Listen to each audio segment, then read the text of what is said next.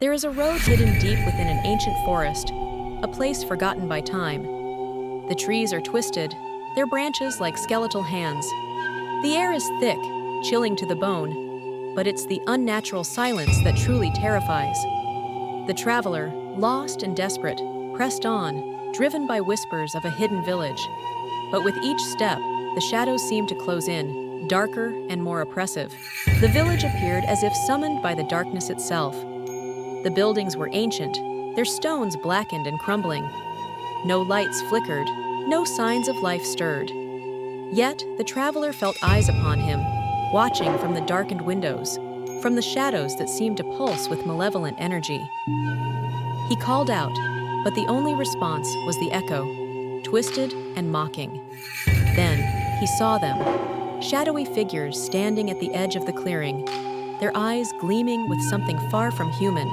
He sought refuge in the inn, but the air inside was suffocating, thick with the stench of rot. The walls were covered in grime, and the portraits on them. Their eyes followed him, faces twisted in agony. These were not just paintings, they were souls, trapped within the cursed walls, their terror eternal. Whispers began, soft at first, then louder, closer. Dozens of voices, pleading, warning. But the door behind him had already sealed shut, and the inn's walls seemed to close in. The shadows growing darker, more sinister, the room began to shift, the walls warping, as if the inn itself was alive. A figure emerged from the darkest corner, a shadowy form barely human. It was the curse made flesh, a manifestation of the village's hunger. The figure's eyes were voids, sucking in all light, all hope. It moved closer, savoring the terror it induced. He tried to run, but his legs refused to move. The figure reached out, and the room exploded with screams, voices of the damned, trapped in eternal torment. The village had claimed another soul. He fled the inn, but the village had changed. The darkness was thicker, suffocating. The shadows moved with a will of their own, closing in. And then he understood.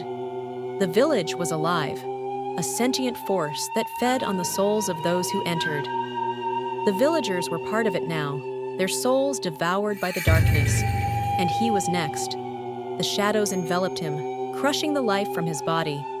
As his vision faded, his scream joined the others, echoing through the eternal night.